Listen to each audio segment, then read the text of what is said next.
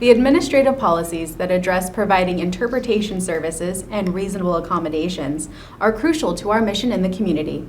We have program managers Mi Wang and Carmen Noval in the studio today to discuss these two policies. But first, we will hear from Administrative Analyst Rayanne Jane, who will update us on DSS Administrative Policy number 9 and number 26.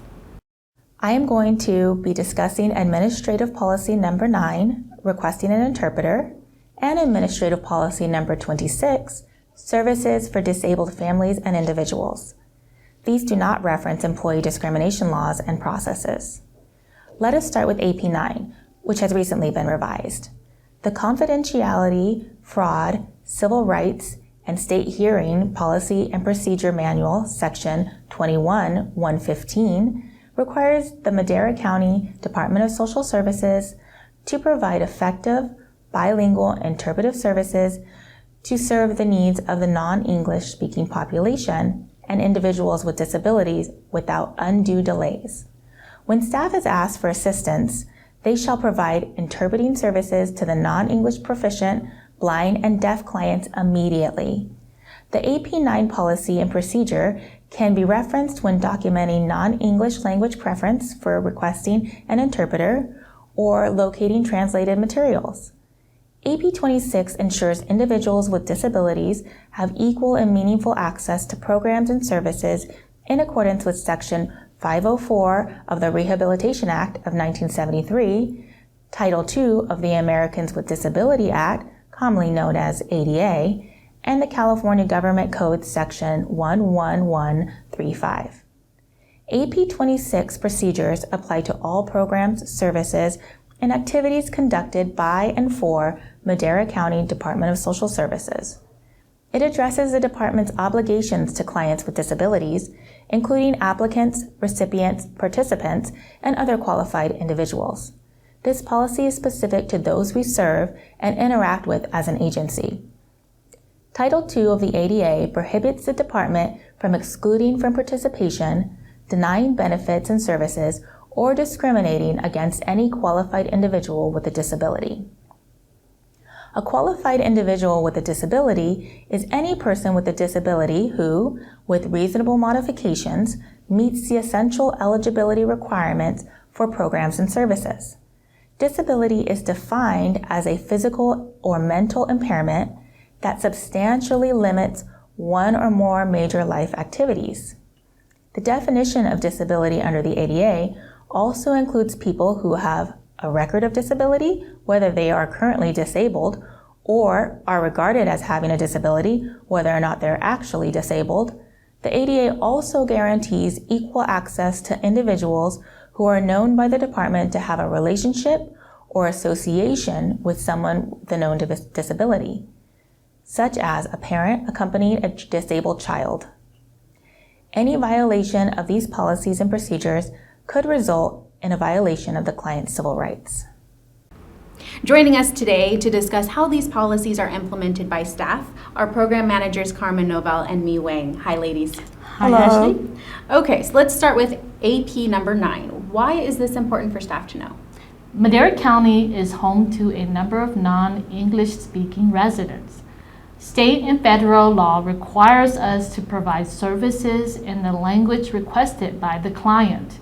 This means that it is our responsibility to provide free interpretation services and written materials translated in the language for the individuals who are non-English speakers or limited English proficient, also known as LEP. This is necessary to ensure all residents have equal access to programs and services. And if we have a client who comes in who's maybe not speaks English or able to communicate verbally, how can staff help them? There are an assortment of methods staff can use to help the client self-identify their preferred language.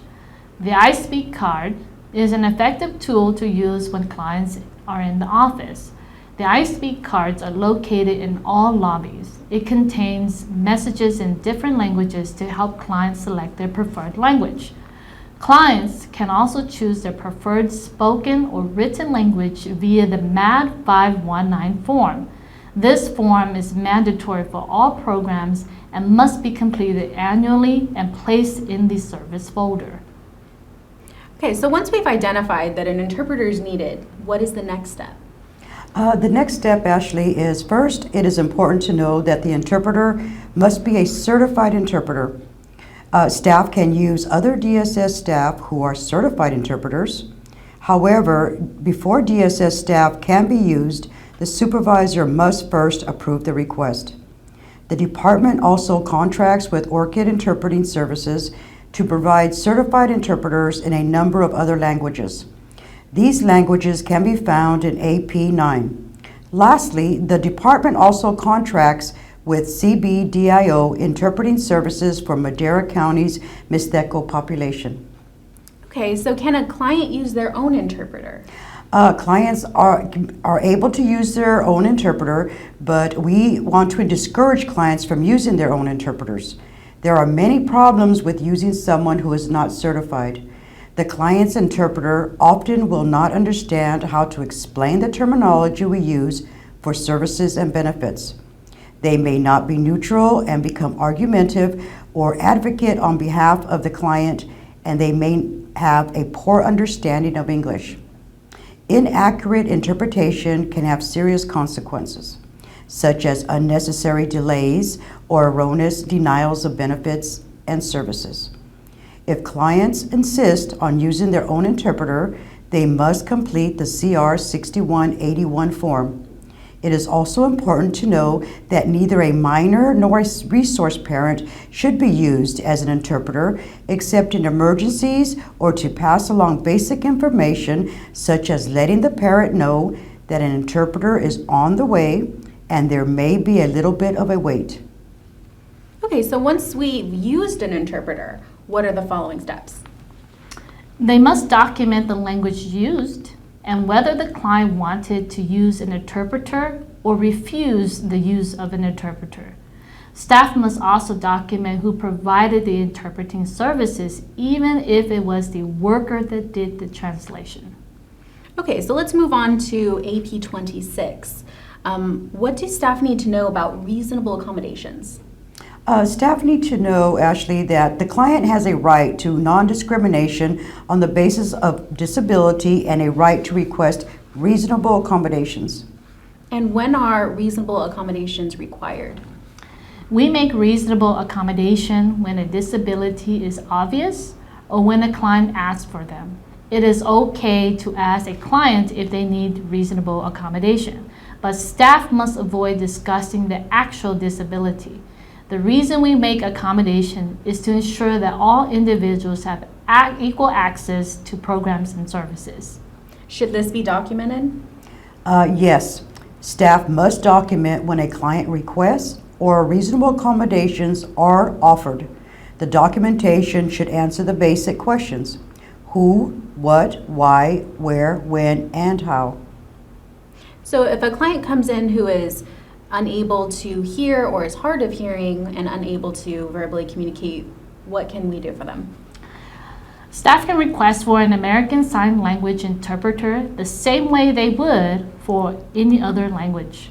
AP 9 also discusses how staff can access teletypewriter, also known as TTY-based services for individuals who are deaf, hard of hearing, or have a severe speech impairment. Staff should be aware that they can call 711 from any county cell phone when communicating with a person known to have a TTY device. In the near future, we will have a landline TTY phone available in Building C for staff to communicate with the deaf and hard of hearing clients who have a TTY phone. Excellent. So we just talked about a lot of information just now. If staff need a refresher or they want to go over the steps, where can they go? Staff can go to AP 9 and AP 26 for more information. They are located on the DSS Internet portal. In the reference library, click on the Department Policy and Procedure Guideline links, then click on the Administrative Policy AP link. All right, thank you, ladies. Now let's take a look at this month's calendar highlights.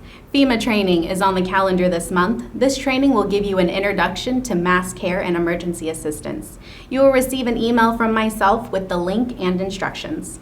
Make sure you give yourself about an hour of uninterrupted time for this training, and you're going to send those certificates to Ms. Rosalinda Torres.